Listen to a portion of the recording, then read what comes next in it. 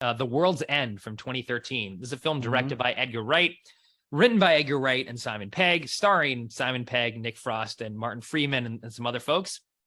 IMDb plot summary: five friends who reunite in an attempt to top their epic pub crawl from 20 years earlier, unwittingly become humanity's only hope for survival.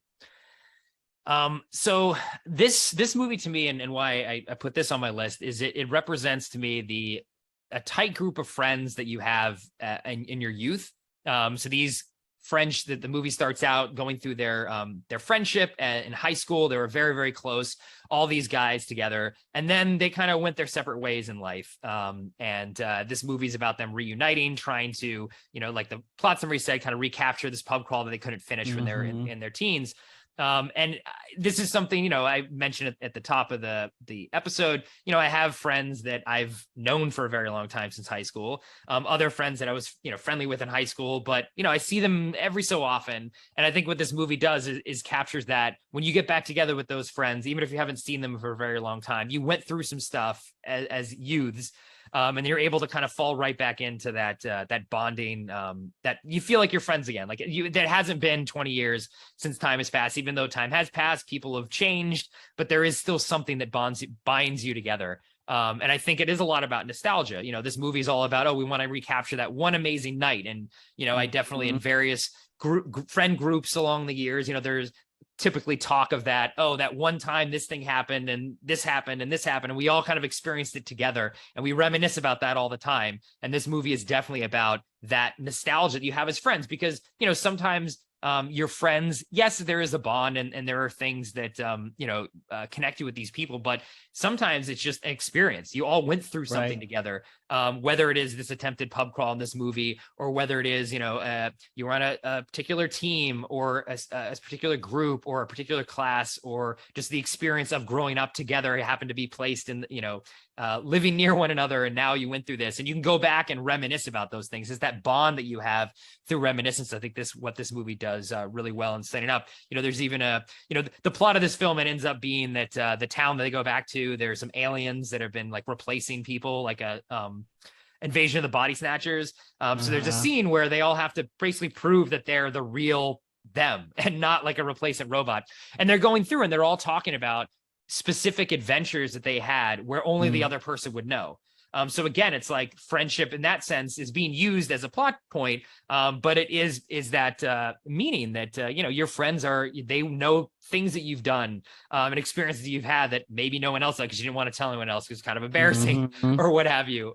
So I think that it does a really good job of saying that. And two, I think a lot of the it's a lot of male bonding and male friendship represented here. So talk of crazy times, like competitiveness and kind of making fun of one another, having silly nicknames for each other. A lot of that sort of ribbing is a way that, men, sometimes it's the only way they can, say you love someone as a friend, is to kind of make fun of them and josh them a little bit.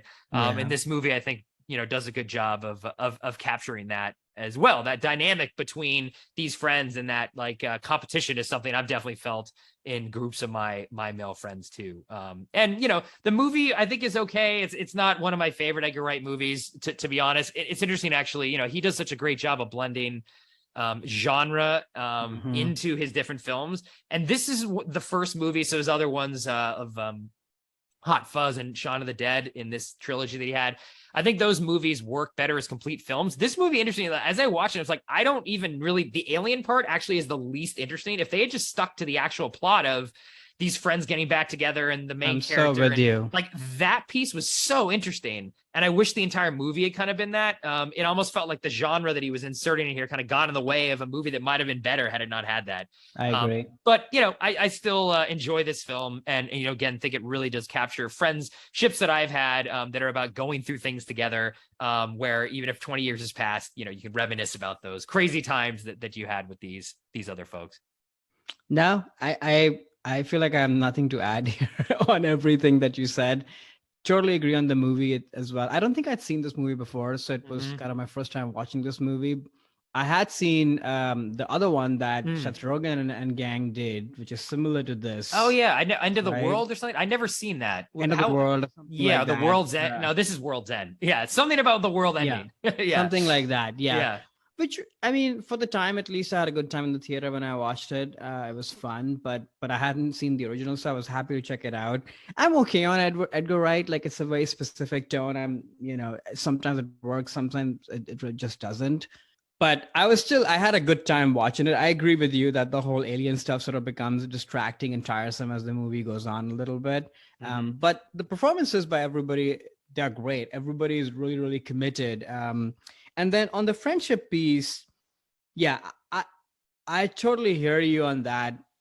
I have so much of that as somebody who doesn't live in the country that I grew up in and went to school in and such. There's so many people from that time of my life with whom really all I have left in common is just nostalgia. There are very few people in that group that have sort of grown and evolved in the same direction and same way that I have. So all there is left is really talking about, oh, remember that time that happened, which is fun. Obviously, from a very, very young age, as you probably know, because you know me, was always more interested in depth and, sharing of ideas and opinions and thoughts and, bearing each other's souls and such. Because, I've sort of viewed my friends as family. So it's not that I don't give too much stock into nostalgia. I do, for sure, but I think the other stuff ranks much higher for me. And we'll talk soon about my next movie, which is probably a good segue as to how sometimes that nostalgia can kind of just wear off as time goes by. That said, what can never be changed is those experiences that you've had with those people, and they're linked with you no matter what. They may not be a big part of your life anymore, but that's okay. Everybody plays a very important role in your narrative, and you play an important role in other people's narratives. And I think that's what friends do. So it's a complete life that sort of is put together, with all these different relationships. And I think this movie does a very good job of kind of showing that. Yeah, it's actually interesting too. Like the very end of the film, the Simon Pegg character, who's the main character, who was the one trying to get his friends back together, who hadn't seen in 20 years, right. Ends up with basically robotic versions of his friends at 18. Sort of, I think, showing that he never was able to get beyond that nostalgia connection that you mentioned. All that it was that those friends were to him were experiences that he wanted to recapture. And I think in the movie, it's not like they all become friends at the end again. They never recapture that. What he's left with is just physical embodiments of the memories that he had of his friends, sort of showing, I think, he wasn't able to build any kind of deeper connections. For better or for worse. I mean, I don't think that movie's necessarily commenting on one way or the other, but it's saying this character clearly, his friends are only those nostalgic memories. So therefore, all that he's left with is 18-year-old versions of them as robots. Exactly. That he can then, that is where he's the most happiest. He actually then, that's where he's sober now. He's cleaned up. He's a better version of himself because he's able to get those 18-year-old friends back, not the 45-year-old friends that he actually has. It's just, it's kind of a weird, I mean, maybe that's where the genre stuff can kind of work. I don't think you'd really express that in a way if there weren't robot invaders, right. But it is very interesting. I think the movie is trying to say he was ever able to, were these really even deep bonds that he had in the first place? Or is it just all memories? Because that's really the things that saved him in the end. Exactly. Yeah. And you said this earlier, I'm no expert, obviously, but I see this a lot around me, is that I don't know why it is that men have trouble with that.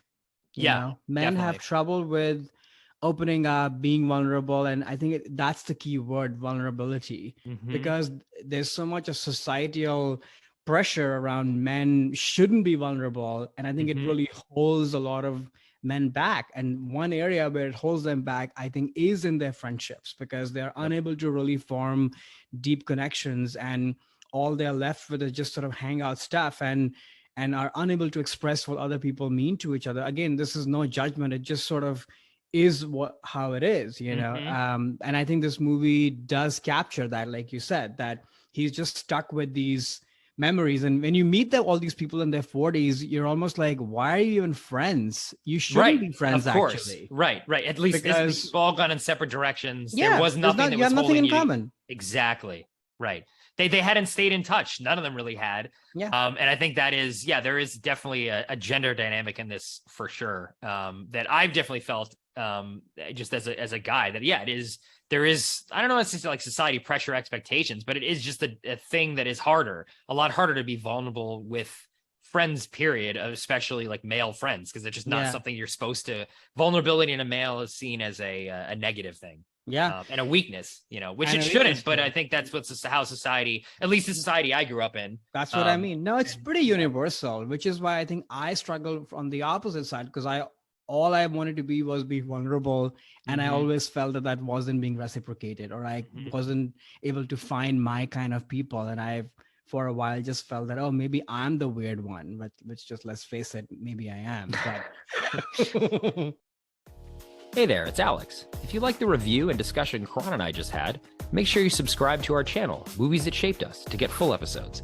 Every other Wednesday, Karan and I cover a topic around important people, places, events, and moments in our lives, and then explore it through 3 of our favorite movies. Subscribe right now, or follow our podcast on Spotify or Apple Podcasts via the link in the description below. Hope you join us for the journey.